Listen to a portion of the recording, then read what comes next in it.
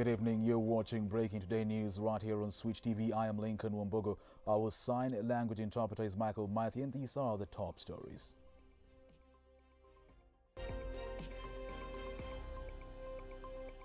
Respect the judiciary. Chief Justice Martha Koome calls out the executive and legislature arms of government. Illegal procurement of ballot papers comes to play during the grilling of former IBC Commissioner Anna B. Kiluku as a search for 4 commissioners enters day 10. On our second installment of Inside Somaliland, we take you to ALLAYBADAY, east of HARGEISA, next to the border with Ethiopia. Glad you're watching. Our 30 minutes of the broadcast begins now. With political campaigns all heated up ahead of the 2022 general elections, Deputy President William Ruto has blamed the BBI process for the failed Big Four agenda of the Jubilee government.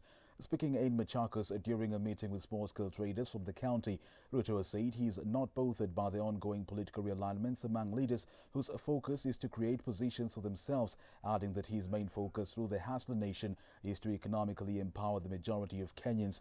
The Deputy President said opposition leaders have nothing new to offer in terms of development during their stints in government, urging Kenyans to ignore them come 2022.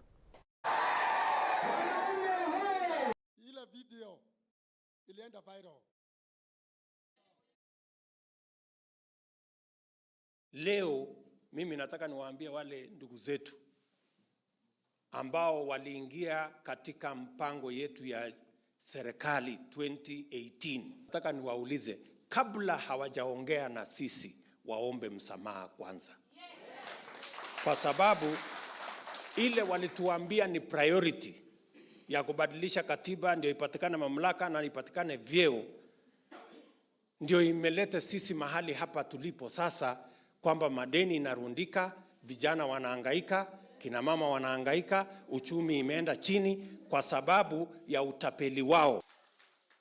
Kwa hivyo sisi Wakamba, and very soon, Your Excellency, I want to invite you to one of the local FM stations. Musi FM, Baito FM, hizo zote uende uongee Kikamba, ujue Wakamba saa hii hawataki kupotea tena. Asiporudi kwa Raila akisimama peke yake, kuna pahali ataenda? Wacha tuongee ukweli. Kura ya Kitui, Makueni, Machakos 1.5 million. Sasa 1.5 million kuna pahali inaweza enda? Still on matters politics, Speaker of the National Assembly Justin Muturi says that it is time for smaller communities to take over leadership positions in the country after being sidelined for over 60 years. Speaking in Kajiado County, where he was hosted by Senator Peter Mositet, Muturi says there is a need for Senate to fasten the Equitation Fund bill that has stalled in the Senate to enable communities living in those regions. Mositet, who has endorsed Muturi for the top seat in the next year's general election, has said Muturi's best positions to succeed President Uhuru Kenyatta when he retires. Nominated Member of Parliament David Sakok, expressing his sentiments, says that it is only Deputy President William Ruto and Speaker Justin Muturi who are in the race come 2022. On the other hand, Kajiado Central Member of Parliament Elijah Memusi has urged Muturi to join hands with Raila Odinga, saying the former Prime Minister stands a better chance to win. It is that have not benefited in the last 60 years or so. This is our time. Ni spokesman wao, ni Mungu aliwapeleka na akaonekania Kenya, akaona kwamba iko David pale. David ni huyu. Wachana na wale wakubwa. Kuna number 1 ambao ni Uhuru Kenyatta, number 2 ambao ni William Ruto, number 3 ni Justin Muturi. Na in 2022 inaonekana Uhuru hatasimama. So the race will be between 2 horses, number 2 na number 3. Ile ingine ni pundamilia. Meanwhile, Chief Justice Martha Koome has asked other arms of government to respect the judiciary. These coming after National Assembly Speaker Justin Muturi warned that the House may consider withholding funding for the judiciary and that the judiciary has no option but to appear before parliamentary committees for scrutiny as well as to account for public resources in its disposal.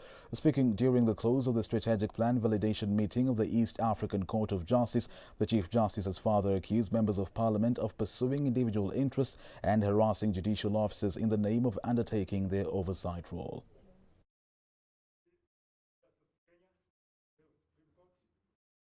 The other day I said that for the life of me, I cannot understand why even the government takes each other to court. One arm of the government takes the other one to court. One government, the county government, takes the national government to court. The national government takes the county governments to court. Judiciary takes parliament to court. I mean, there's a government fighting itself. And I said, why can't we have a mechanism of resolving these disputes? And my worry is, who pays the bill when we have all these conflicts within the government? It is Mwananchi who bears the bill, and that is my concern. And that is why I was saying we need to embrace mediation. We need to embrace alternative dispute resolution. So this is a big agenda in my vision for the transformation of the judiciary, or to scaling up the transformation of the judiciary to another level. I look at mediation as a huge project that is going to unlock the many conflicts we have. Celestine Anna Mbi-Kiluku, former procurement chairperson of the Independent Electoral Boundaries Commission (IEBC), is among the 36 hopefuls eyeing the IEBC commissioner positions. Kiluku found herself in hot soup after her ability to replace the 4 who resigned was questioned after procuring ballot papers in 2010 illegally. Caroline Sumer with more details. Officer with 34 years experience. The search for additional 4 commissioners to join IEBC enters day 10, with the former chairperson of procurement at Independent Electoral Boundaries Commission, Celestine Anna Mbi-Kiluku, was questioned over her ability to take up the position of IEBC commissioner after a scandal she is accused of committing in 2010 during the referendum. Are you aware, or are you confirming it was illegally done? The procedure, okay, let's not say illegal. The procedure was not followed. Yes, it was not followed. And you were the chair there. Yes. And what makes you feel if you come back with that legacy, you'll do any better? I will do better because I will be at policy level. At policy level, I'm able to implement policies which can meet the gaps which were there. Salim Ndemo, being the second of the 3 to be interviewed today, was forced to defend his credentials after the panel chair, Elizabeth Muli, found fault with one of his education degrees. Only 6 months later, yes, on 30th of January 2009, you then received your Doctor of Philosophy in Business Administration. Yes. So that was a bit curious. I know the kind of effort and time and sweat that goes into preparing and getting a PhD. Yes. So I'm curious to know how you managed to get yours in 6 months. Yes, madam. They had a very flexible timetable in the sense that it was even possible to almost do it spontaneously. Retired military officer Colonel Said Kamis Said, also one of the 36 hopefuls, dismissed plans to have Kenya casting votes through technology means as one of the measures to curb the spread of COVID-19. Those arrangements at the moment, I don't think they are feasible in Kenya at the moment, but they can work. If whatever we have now have problems, we need to sort out this problem now instead of bringing more problems from outside. After the interviews are over on 22nd July, the panel will forward the recommended names to the president for appointment. Caroline Tuma, Switch TV. Thank you, Caroline Simmer. Just a day after the proposal by the Ministry of Education to ban diploma and certificate courses in Kenyan universities and reserve them for mid-level colleges, education experts and students have challenged the move by the ministry, saying that once it's implemented, many students' education will be cut off and advantaging only an able section of learners, terming the proposal as a wrong turn. Robert Homer with the details. Barely a day after students in Kenyan universities received a shocker from the Ministry of Education on plans to ban the study of certificates and diploma courses in the institutions of higher learning. The proposal by the ministry suggests that certificates and diploma courses be reserved for mid-level colleges and TVETs for technical courses, and only those with direct entry to the universities should be the only ones allowed to study for degree courses and further studies. However, according to education experts, the proposal reserves bachelor degrees only for the elite, cutting off many passionate learners and favoring only the selected few. His actions definitely has got an effect of creating a class society. Of course, Kenya is a class society, but enhancing it to the level that an elite club at the top would be the one controlling everything and everybody's opinion and thought. Matters whether too were not to ban these courses from the university. From a student point of view, is this a looming crisis? The motive, why didn't they remove it all that time? Wanakuja kutoa saizi yenye wanasema hii time yenye there's a financial crisis. So that's number one. I think they should not remove it. You're supposed to do your studies where like you're stable where you want. It is all about passion, you know. Kulingana na mimi na believe on performance, so the best should get the best. This comes at a time when universities' financial stability is put to test, battling to restructure and cut its expenditures after the International Monetary Fund (IMF) identified them as one of the public bodies tagged for poor financial performances. Robert Ouma, Switch TV, Nairobi. Thank you, Robert Omer. The Kenya Union of Post-Primary Education Teachers KUPPET Western Branch is threatened to bow out in supervision of national exams following the delay of release of funds for teachers to supervise their previous national examinations that ended 4 months ago. The education minds further allude a possible fraud in the Kenya National Examination Council, calling on the Education Cabinet Secretary Professor George Magoha to rein on the matter, saying examiners can no longer meet their responsibilities.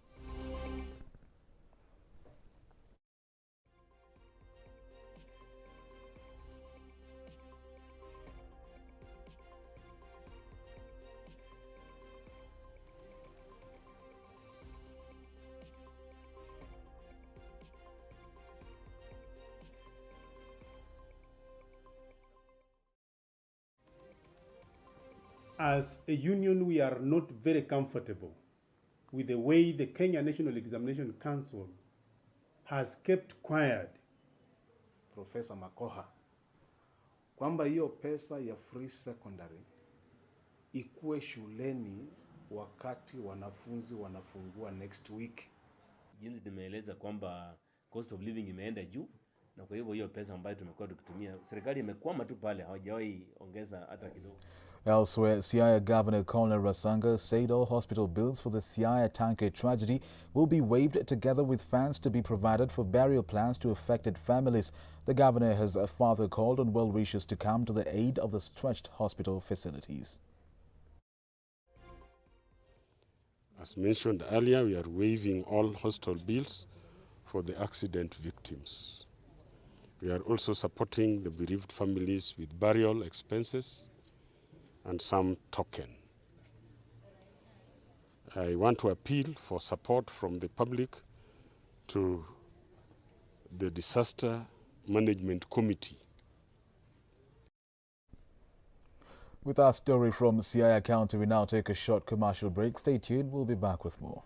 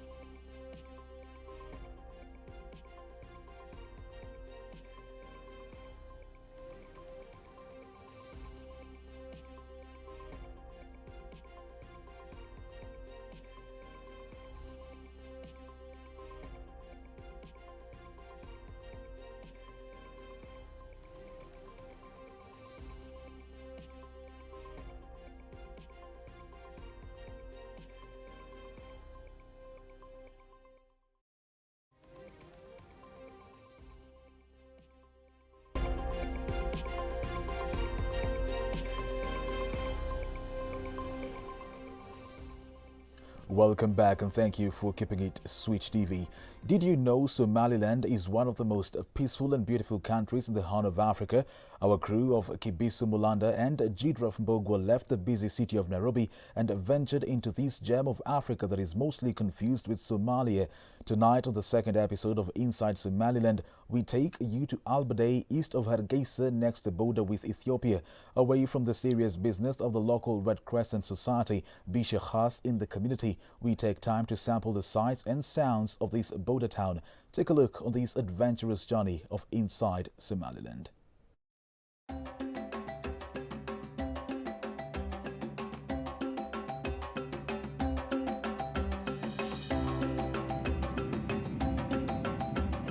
Kibisu.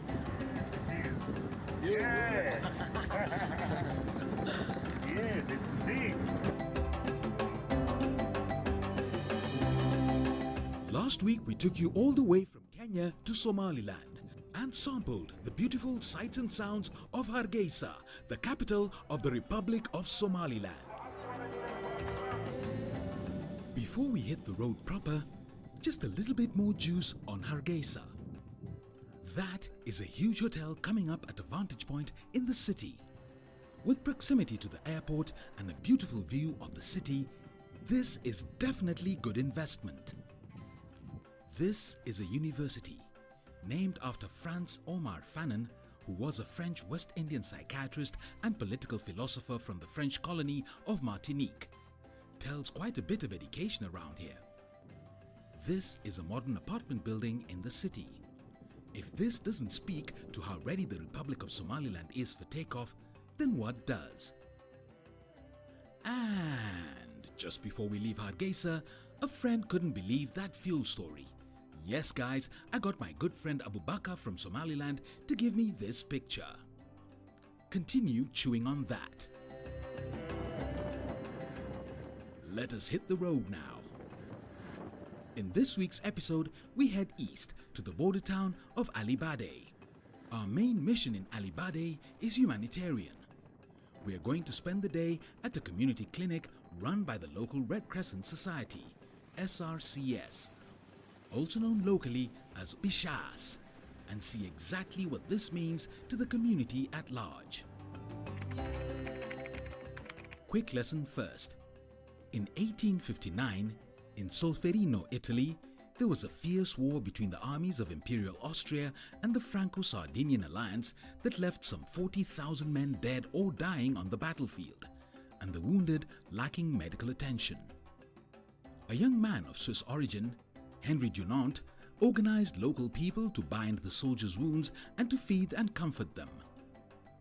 Fast forward to 1863, where 5 men, including Dunant, set up the International Committee for Relief to the Wounded, later to become the International Committee of the Red Cross. Its emblem was a red cross on a white background, the inverse of the Swiss flag. The Red Cross is the name used in Christian countries, while Red Crescent in Muslim countries. Just a little history for you to understand the idea behind the great initiative that continues to make a difference in many people's lives. Let us continue with this adventure then. The journey to ALLAYBADAY is quite an interesting one. There is no clearly marked road in some areas once you get off the tarmac. Woe unto you if you don't own a 4x4 as well. But then remember, fuel is not a problem here. You might not have an excuse owning one. Somali people are pastoralists. Once in a while, on the way to ALLAYBADAY, you will see many herders with their flocks. Interesting that most of these are young children. Wait a minute. Is that a lady grazing camels? I must admit, there are camels in Kenya, but this is the closest I have been to the desert ship. Less than 2 hours later, and we get to ALLAYBADAY and head straight to the clinic. It's a buzz of activity here. Many patients have come from far and wide to get treatment. We have just missed the birth of a newborn. Ifra Eid Adan, a 25-year-old mother of one, has just delivered a bouncing baby girl 5 minutes before our arrival. Raila Yonis Yusuf, an SRCS volunteer with a nursing degree no less, attends to the young mother. First up, administering the BCG and OPVO vaccines. And that's not all. 1 minute, Raila is administering drugs to a patient. The next, she's attending to a pregnant mother, seeking antenatal care. Other volunteers are unloading food supplements brought in by the Bin Shah's team and arranging them neatly in the store. Not long after that, another volunteer is dishing out the same supplements to a mother with a malnourished child, a common problem in this area. When we finally sit down with the SRC boss in Somaliland, we get to understand the place of volunteerism in all this. Volunteers are the backbone of every activities of the Red Cross movement. You know, we all have started as a volunteers. Even now, the staff are mostly volunteering, because when it comes to the Red Crescent, even when you see what we are giving to the staff, it's minimum. How wonderful our time here has been. Perhaps the most touching fact is that this clinic serves the community within a 40-kilometer radius. And not only that, it further extends its services 25 kilometers into Ethiopia, the whole of which is a nomadic population. The old and the young both benefit from the services of the selfless volunteers. And I must praise SRCS volunteers whom I have observed from my visit. Most of them are female volunteers who are doing a great job despite their domestic work and commitments, being mothers and wives. Still they are committed to provide support to the needy people. Now, main work done. What exactly do people eat in this town? We now head to Fure restaurant. Spice, nyama. But no meal is complete minus a truly authentic glass of Somali tea. What a fulfilling day in ALLAYBADAY. Day 2 in Somaliland, and we haven't even scratched the surface. Next, we travel far north to the port city of Berbera, next to the Gulf of Aden. I truly can't wait. We visit the sea and touch the waters that are just a few miles from Asia. Oh, and since we are the ultimate explorers, what exactly does Berbera by night look like? Next week, we also take you on a visit to a mobile clinic in Dalo area in Sahel. We continue to explore the work of SRCS to the people of Somaliland.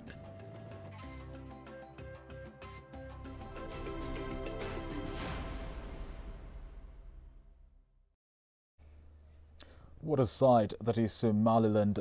Good job, Kipe Simulanda and Jidref Mbogwu. The next episode of Inside Somaliland is next Wednesday exclusively on Switch TV. Muslim clerics and Mombasa political leaders have called for peaceful coexistence among Kenyans as the country heads towards the general elections next year. Led by former Chief Qadi Sheikh Hamid Kasim, who spoke shortly after leading special Eid al-Adha prayers at the Ronald Ngala Primary School in Mombasa, the leaders urged Kenyans to shun politicians intending to polarize the country. Mariam Jahid reports. By-elections set the country into a political mood. According to political experts, there is a lot to be done for peaceful elections to be conducted. Former Chief Qadi Sheikh Ahmad Kasim, while leading hundreds of Muslims for Eid al-Adha prayers, has called for peaceful coexistence among Kenyans as the country heads towards the general election next year.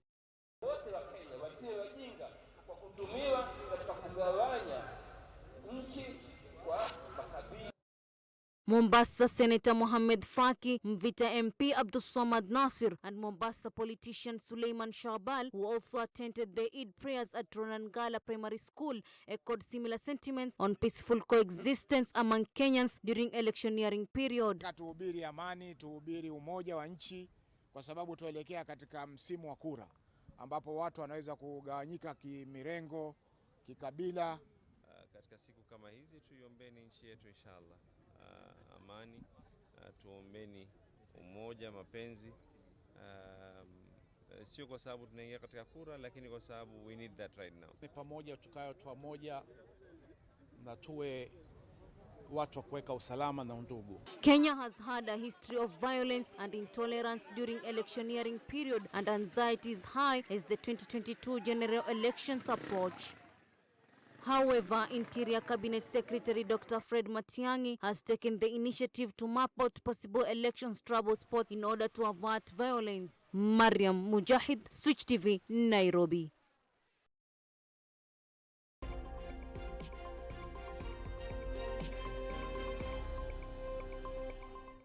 Now from the business desk, with the onset of COVID-19 in the country, the real estate sector has been one of the hardest hit industries. Over the pandemic period, homeowners and landlords have topped the list of loan defaulters, with billions of mortgages turning into bad debt. Our business reporter Brian Mwenda speaks to Fusion Capital Chief Executive Officer Daniel Kamau, who sheds light on financing real estate in the midst of a pandemic. Real estate is real and you have to be extremely hands-on. Loans secured through title deeds and motor vehicle logbooks have posted the fastest default growth rate over the COVID-19 period. According to Fusion Capital Chief Executive Officer Daniel Kamau, pre-sale model in real estate has been the hardest hit in the industry. What developers will do is that they will bank on pre-sales to complete their development. So they will put in very little equity, and it will probably be land, and then they will raise pre-sales and then use bank funding to complete. So when COVID happens, no pre-sales are happening, or even pre-COVID really. When the economy isn't performing very well, people will lose jobs and all that. And that has to crystallize somewhere. And I think in real estate, the crystallization is where then that borrower defaults on either a commitment to pay or a commitment to buy. From the financiers' perspective, there has been more need to advocate for more equity contribution from developers, including land equity and consultancy. You have then to inject your own equity. Beyond land, I think you have to go ahead and either find a private equity investor like ourselves to put in equity, and reduce on debt as much as you can. Now, the real estate industry is one of the hard-hit industries during this COVID-19 pandemic, from the financing to the development and also occupation. But then as the economy opens up, players in this sector also feel that the real estate industry is opening up. Brian Mwenda, Switch TV, Nairobi.